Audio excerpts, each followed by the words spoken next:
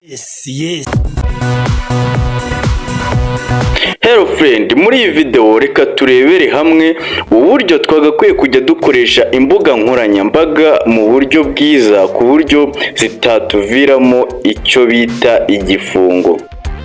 Muri iyi minsi hari amakuru yasohotse avuga yuko wiyita Mpano y'Imana hano kuri YouTube utanga amafaranga y'amatuburano yatawe muri yombi.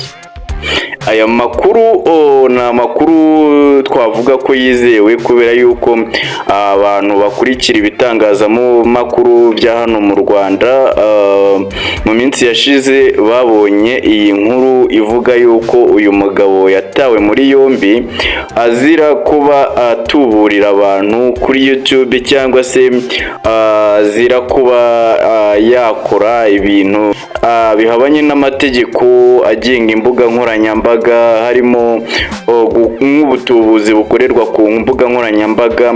Rero uyu munsi reka turebere hamwe icyaba cyarateye ibi bintu kuba, kugira ngo nkatwe tuba dukorera kuri YouTube tujye tubasha kubyirinda. Si ibyo gusa, kubera yuko na ya gahunda yacu yo kwiga irakomeje.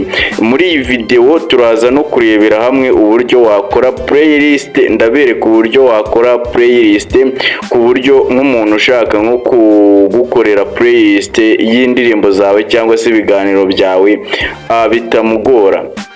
Ngewe rero tugiye kubana nk'ibisanzwe ni Cheat Big. Nimba ari ubwa mbere umbonye, reba hasi nimba amaze gukora like, ubundi reka dutangire. Rero uyu mugabo witwa Mpano y'Imana ni umugabo wabaye icyamamare cyane mu gihe kitari kinini hano kuri YouTube. Abantu muramuzi, abantu muzi kuri TikTok, kuri YouTube ndetse na Instagram. Ni umugabo umaze kugira izina rigaragara hano muri entertainment y'u Rwanda bitewe na content yazanye. Ariko mu by'ukuri ibi bintu tuba turi gukora hano ku mbuga nkoranyambaga biba bigenzurwa, ndetse haba hari n'abantu baba bicaye hariya barimo kureba ibintu biri kubera hano kuri izi mbuga nkoranyambaga tuba turi gukoreraho. Niyo mpamvu rero urwego RIB bwataye uyu mugabo witwa Mpano y'Imana, bwamutaye muri yombi kubera ko ngo atuburira abantu. Ese ibi koko niko bimeze? Yaba se ari imbaraga z'abandi bantu baba bari hano kuri YouTube bafite amaboko maremare baba bagereye y'umuntu? Ese ni ukuba wenda ari amakosa yaba yarakoze? Ibyo reka turebere hamwe koko nimba ari umunyamakosa, ibintu akora birimo amakosa, cyangwa se ni ukuri kugaragara kuko abikora abantu turi kubireba hano kuri YouTube. Ariko nanone ntitwakwirengagiza yuko ikoranabuhanga ryo muri iyi minsi warikoresha uri ukubeshya, ibyo birakunda. Ariko nanone iyo rikoresheje neza biba byiza kurushaho, kuko abantu bagenda bagaruka no kukureba, ukaba utagirana n'ikibazo n'iyo leta cyangwa se ngo ugirane n'ikibazo n'abagukurikira. Rero uyu mugabo muzi yuko mu minsi yashize uwitwa Dorimbogo yitabye Imana. Binavugwa yuko uyu mugabo ari amasezerano yari afitanye nawe, ndetse byinshi mu byihishe nyuma yo kumuta muri yombi nabyo bikaba bivugwa ko byaba biri mu byateye kuba yafungwa kuri ayo masezerano yagiranye n'uwitwa Dorimbogo, bikarangira yitabye Imana. Sinzi nimba wenda ari byo batabashije kuba bakuzuza neza. Birashoboka yuko uyu mugabo yaba afite imbaraga zidasanzwe nk'uko bivugwa. Birashoboka yuko yaba ari no gutubura, nabyo birashoboka, ariko sinibaza impamvu byahurirana. Ikindi kintu kivugwa kuri uyu mugabo gikomeye ni uko ngo ashobora kuba afitanye amasezerano hagati y'uwitwa Bruce Melody ndetse na Chris Easy. Aba nabo ni abagabo bafite izina rikomeye hano muri industry ya entertainment hano mu Rwanda. ni abagabo bamaze kubaka ibigwi, ndetse hari amacati yagiye hanze mu minsi yashize yerekana ibintu bagiye bandikirana hagati y'uyu mugabo witwa Mpano y'Imana ndetse n'uyu mugabo witwa Bruce Melody. Abantu muba muri gukurikirana ibintu bya showbiz hano mu Rwanda mwarazibonye. Rero si tudatinze cyane, uyu mugabo yavuzweho ibintu byinshi cyane nyuma yo gutabwa muri yombi. Aya makuru ndi kubagezaho ntabwo twavuga ko ari yizewe 100%, ariko nanone ikintu wamenya cyo nuko mbere yo kujya gukora iyi nkuru nabanje kureba ndashakisha, nanjye ntagomba nigiriye kuri tera, ariko mba nacukumbuye nkareba ibitangazamakuru byo hirya no hino mu Rwanda ibyabashije kuvuga kuri iyi nkuru, ndetse ikintu cyatumye ngira no kuba nakora kuri iyi nkuru nuko umuvugizi wa RIB yaje no kuri RPA bakavuga kuri iki kintu cyo gukoresha imbuga nkoranyambaga, batanga inama z'uburyo urubyiruko ruri gukoresha izi mbuga nkoranyambaga zajya zita kuri content zikoresha. Rero ibyo ntitwabitindaho twebwe, kubera yuko akenshi tuba tunagenzwa no kwiga inkuru nk'izi ngizi. Iyo tuzumvishe tugomba kuzigiraho tukamenya amakuru turi gutanga uburyo ameze, tukamenya nimba ari content tugiye gutanga, ukamenya koko nimba wabanje kuyitekerezaho ndetse no kuba wareba uburyo imeze.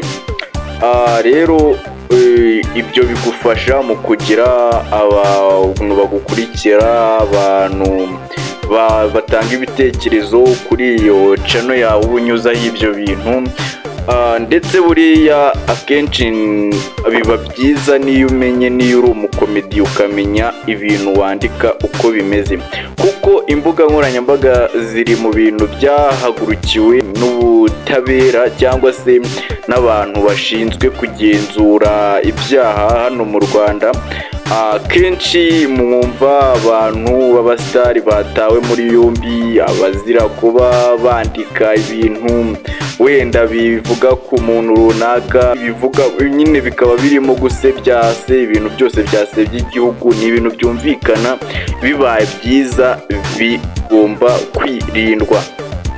Rero muri iyi video nabasezeranyije yuko turaza no kwigira hamwe uburyo wakora playlist nkawe uba tugeranye hano uri kureba iyi video uri umu YouTubers, niho tugiye kurebera hamwe uburyo wakora indirimbo yawe yarangira ikisubizi hagahita hajya yindi bikurikirana, filime yarangira hagahita hajyaho indi bikurikirana. Biriya nuko uba warakoze playlist umuntu akaba arimo kuzicurangira ku murongo. Ku inkuru y'uyu mugabo rero namwe murakomeza mujye hirya no hino mushakisha amakuru, ariko tugomba kujya twigira kuri bino bintu nkatwe tuba turimo gukoresha imbuga nkoranyambaga mu buryo bwo kugira ngo twirinde ibi bihano biba birimo gutangwa. Akenshi mwumva bahunze igihugu mu buryo bwo kwirinda ko bajya muri biriya bihome. Abantu benshi hano mu Rwanda bazira content batanga, bishobora kuba byagutuma wajya muri gereza bitewe n'inkuru wakoze ikaba kimomo, abantu bose bakayimenya, ubugenzacyaha bwayicukumbura bugasanga ari ikinyoma. Ngewe nimba aya makuru nyatangaje gutya nuko nyakuye hirya no hino ku mbuga nkoranyambaga, ndetse nawe wakwikorera ubucukumbuzi bwawe ukamenya nimba ibyo mvuga ari ukuri cyangwa se nimba byaba ari ukubeshya. Ariko rero uyu mugabo avugwaho ibintu byinshi cyane. Hari aho avugwa yuko asengera abantu bagakira, abarwayi akabasengera. Rero urumva ari ibintu byinshi cyane arimo gushinzwa, ariko nanone twagakwiye kumenya yuko ibyo tubona hano ku mbuga nkoranyambaga byose aba atari ukuri.